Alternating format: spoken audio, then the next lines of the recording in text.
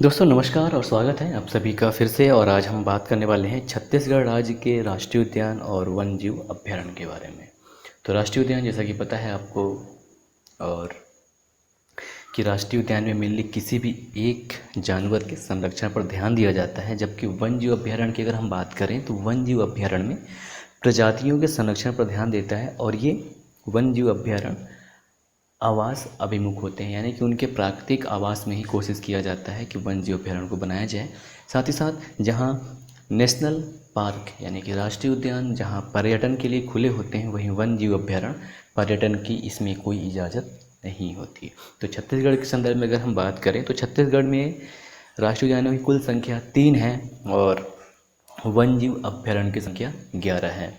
और शुरुआत करते हैं हम छत्तीसगढ़ के पहले राष्ट्रीय उद्यान जिसका नाम है इंद्रावती राष्ट्रीय उद्यान, जिसकी स्थापना 1981 में की गई थी और ये बीजपुर जिला में है। और 1983 में इसे टाइगर रिजर्व के अंतर्गत शामिल किया गया। और यहाँ का जो दूसरा है वो है कांगेर घाटी राष्ट्रीय उद्यान या फिर कांगेर वैली राष्ट्रीय उद्यान, जिसे कि 1982 ईस्वी में बनाया गया राष्ट्रीय उद्यान, और ये बस्तर ज़िले में है और इसका क्षेत्रफल 200 वर्ग किलोमीटर है।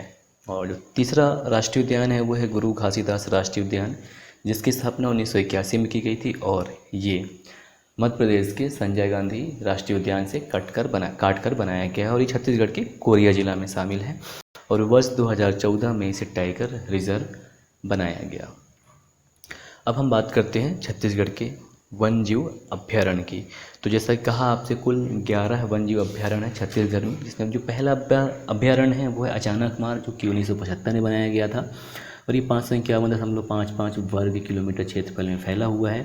और अचानकमार वन्यजीव अभयारण्य की बात करें तो ये टाइगर रिजर्व भी है, साथ ही साथ ये मैन एंड बायोस्फीयर रिजर्व में यूनेस्को के मैप में शामिल है और वर्ष 2005 में इसे मैप में शामिल किया गया था। इसके बाद जो दूसरा वन्यजीव अभयारण्य है वो है बादलखोल वन्यजीव अभयारण्य, जिसे भी 1975 में स्थापित किया गया था और ये जसपुर जिला में है और इसका क्षेत्रफल 104.45 वर्ग किलोमीटर है। नेक्स्ट है बरनवा पारा, जिसे कि 1976 में स्थापित किया गया था और इसका क्षेत्रफल 244.66 वर्ग किलोमीटर है। साथ ही साथ यहाँ से यानी कि बरनवा पारा से बलमदेही और जोंक नदी बहती है। और जो चौथा नेशनल वन्यजीव अभयारण्य है वो है भैरमगढ़, जिसे कि 1983 में स्थापित किया गया था और इसका क्षेत्रफल